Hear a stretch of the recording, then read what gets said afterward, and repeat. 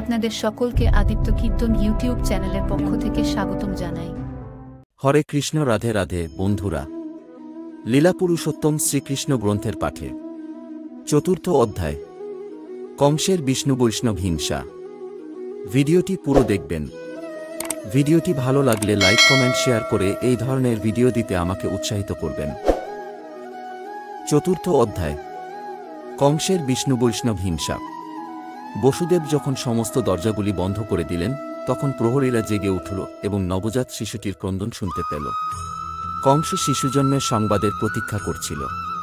প্রহরীরা তৎক্ষণাৎ তার কাছে গিয়ে খবর দিল যে দেবকী ও বসুদেবের অষ্টম সন্তানের জন্ম হয়েছে।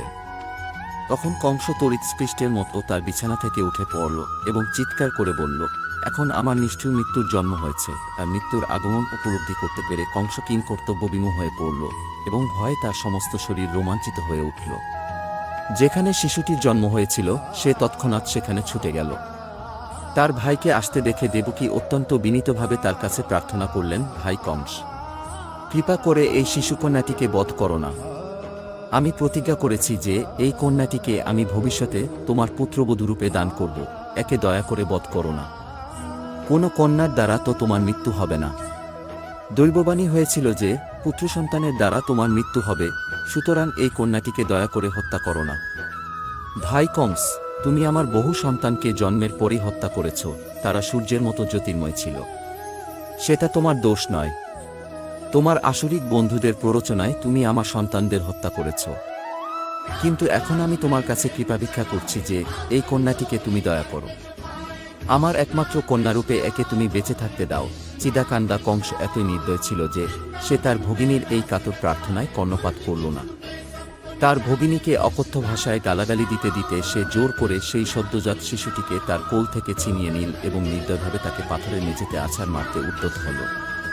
নিজের স্বার্থসিদ্ধির জন্য সমস্ত সম্পর্ক বিসর্জন দিয়ে ভাই যে কত নীচ হতে পারে, এই ঘটনাটি তার এক জ্বলন্ত দৃষ্টান্ত।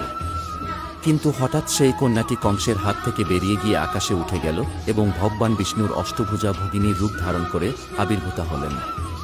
তিনি অপূর্ব সুন্দর বস্ত্র, পুষ্পমাল্য এবং অলঙ্কারে ভূষিতা ছিলেন। তার 8টি হাতে ধনুক, বাণ, বল্লম, ঘণ্টা, শঙ্খ, চক্র, গদা এবং ঢালও শোভা পাচ্ছিল। সেই কন্যাটির প্রকৃতপক্ষে যিনি হচ্ছেন দেবী দুর্গা, অপূর্ব রূপ দর্শন করে সিদ্ধ, চারণ, গন্ধর্ব, অপ্সরা, কিন্নর, উর্বগণ বিভিন্ন নৈবেদ্য নিবেদন করে তার স্তব করতে লাগলেন।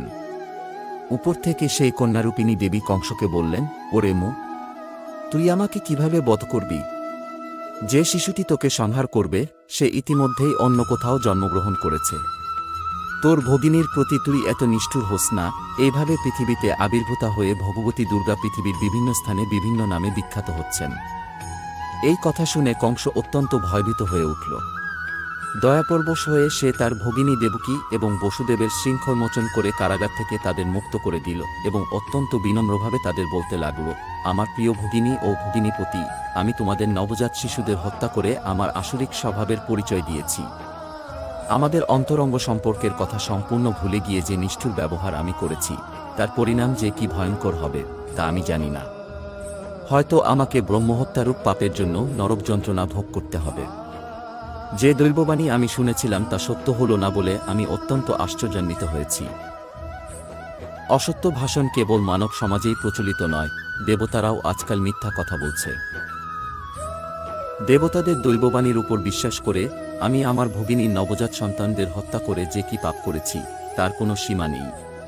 প্রিয় বসুদেব এবং দেবকী, তোমরা উভয়েই অত্যন্ত মহান। তোমাদের উপদেশ দেওয়ার যোগ্যতা আমার নেই, কিন্তু তবুও আমি অনুরোধ করব যে তোমরা তোমাদের সন্তানদের মৃত্যুতে দুঃখিত হয় না। আমরা সকলেই নিয়তির অধীন এবং সেই নিয়তি আমাদের একসঙ্গে থাকতে দেয়নি। কালের প্রভাবে আমরা আমাদের আত্মীয় স্বজন, বন্ধুবান্ধবদের থেকে বিচ্ছিন্ন হয়ে পড়ি। কিন্তু আমাদের নিশ্চিতভাবে জানতে হবে যে এই নম্বর দেহের বিনাশ হলেও আত্মার কখনো বিনাশ হয় না, সে নিত্য শাশ্বত। উদাহরণস্বরূপ বলা যায় যে মাটি দিয়ে মাটির পাত্র তৈরি করা হয় এবং তারপর এক সময় তা ভেঙে যায়, কিন্তু তবুও মাটির বিনাশ হয় না। তেমনি বিভিন্ন অবস্থায় জীবাত্মার শরীর সৃষ্টি হয় এবং বিনাশ হয়, কিন্তু আত্মার কখনো বিনাশ হয় না। সুতরাং সেই সম্বন্ধে শোক করার কোনোই কারণ নেই। প্রত্যেকেরই জানা উচিত যে জীবাত্মা শরীর থেকে ভিন্ন এবং যতক্ষণ পর্যন্ত না এই আত্মজ্ঞান লাভ হচ্ছে ততক্ষণ জীবাত্মাকে এক শরীর থেকে অন্য শরীরে দেহান্তরিত হতে হয়। প্রিয় ভগিনী দেবকী, তুমি এত দয়ালু এবং নম্র, কৃপা করে তুমি আমাকে ক্ষমা করো। তোমার যে সন্তানদের আমি হত্যা করেছি তাদের জন্য শোক করো না। প্রকৃতপক্ষে আমি সেই কর্ম করিনি, কেননা সবই তো পূর্ব নির্ধারিত।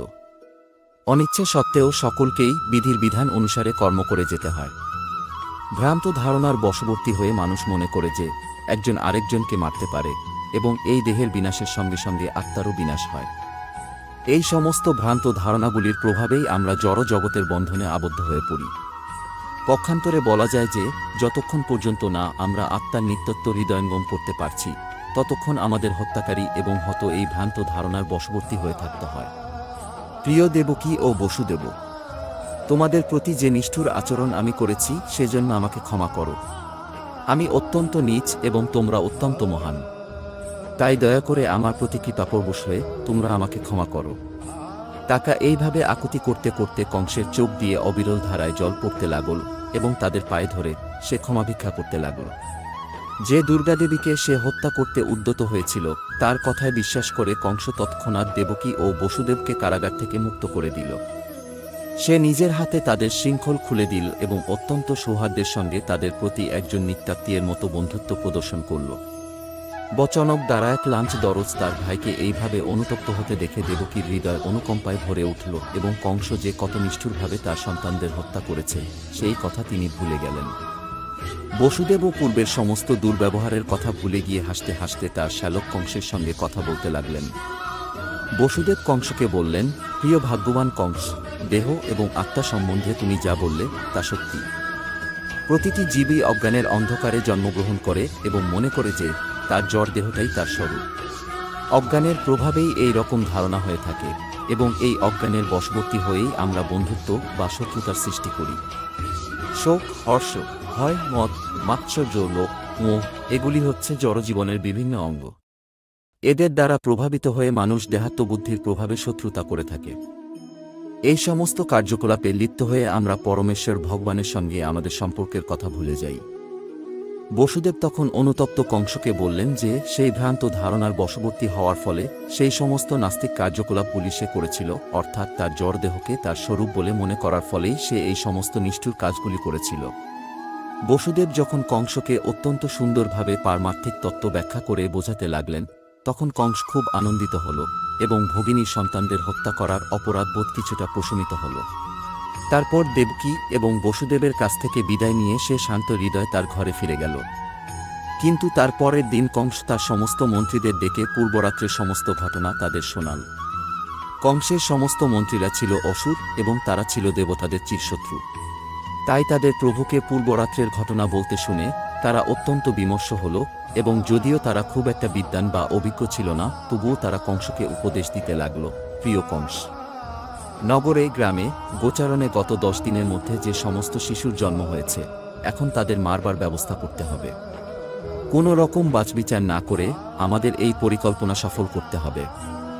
আমাদের মনে হয় দেবতারা এই নিষ্ঠুর কাজে বাধা দিতে সাহস করবে না। তারা সবসময়ই আমাদের সঙ্গে যুদ্ধ করতে ভয় পায়, তাই এই কাজে বাধা দিতে ইচ্ছা করলেও তারা সাহস করবে না। আপনার ধনুকের দুর্ধর্ষ শক্তির প্রভাবে তারা সবসময়ই আপনার ভয়ে ভীত থাকে।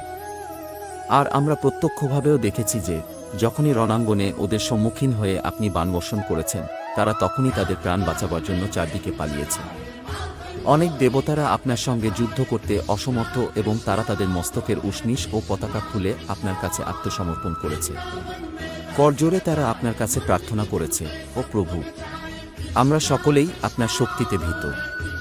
কৃপা করে এই ভয়ানক যুদ্ধ থেকে আমাদের রেহাই দিন। আমরা অনেকবার দেখেছি যে আপনি এই ধরনের ভয়ভীত শরণাগতদের কখনো সংহার করেননি যখন তাদের ধনুক, বাণ ও রথ ভেঙে গেছে এবং তাদের সামরিক নৈপুণ্যের কথা ভুলে গিয়ে তারা তখন আপনার সঙ্গে যুদ্ধ করতে অসমর্থ হয়েছে। তাই ওই দেবতাদের থেকে ভয় পাওয়ার কিছুই নেই। শান্তির সময়ই তারা কেবল সমরাঙ্গনের বাইরে তাদের বিক্রমে বড়াই করে, কিন্তু যুদ্ধের সময় তারা কোনো রকম সামরিক নৈপুণ্য, বিক্রম বা সাহস দেখাতে পারে না। যদিও বিষ্ণু, ব্রহ্মা ও মহেশ্বর সব সময়ই দেবতাদের সাহায্য করতে প্রস্তুত, কিন্তু তাদের থেকে ভয় পাওয়ার কোনো কারণ নেই। বিষ্ণু তো সমস্ত জীবের হৃদয়ে লুকিয়ে আছে, আর সে বেরিয়ে আসতে পারছে না। মহেশ্বর তো সব রকমের কার্যকলাপ পরিত্যাগ করে বনে গিয়ে আশ্রয় নিয়েছে, আর ব্রহ্মা তো সবসময় নানা রকম তপস্যা আর ধ্যানেই মগ্ন।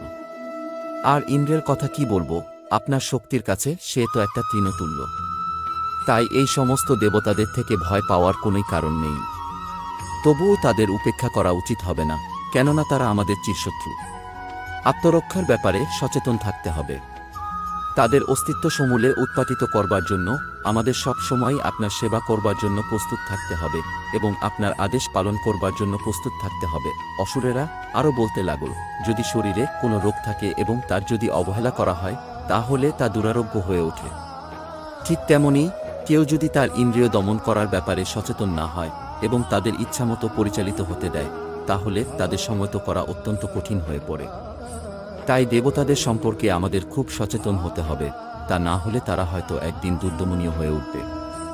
দেবতাদের সমস্ত শক্তির ভিত্তি হচ্ছে বিষ্ণু, কেননা ধর্ম অনুষ্ঠানের চরম উদ্দেশ্য হচ্ছে বিষ্ণুর সন্তুষ্টি বিধান করা। বৈদিক অনুষ্ঠান ব্রাহ্মণ, গাভী, তপশ্চর্যা, যজ্ঞ, দান এই সমস্তই হচ্ছে বিষ্ণুর সন্তুষ্টি বিধানের জন্য। তাই এখনই আমাদের উচিত বৈদিক জ্ঞানের আধার সমস্ত ব্রাহ্মণদের এবং যজ্ঞ অনুষ্ঠানের কর্ণধার সমস্ত ঋষিদের হত্যা করা। সমস্ত গাভীদেরও হত্যা করা উচিত, কেননা গাভীর দুধ থেকে ঘি হয়, যা হচ্ছে বৈদিক যন্ত্র অনুষ্ঠানের জন্য অপরিহার্য।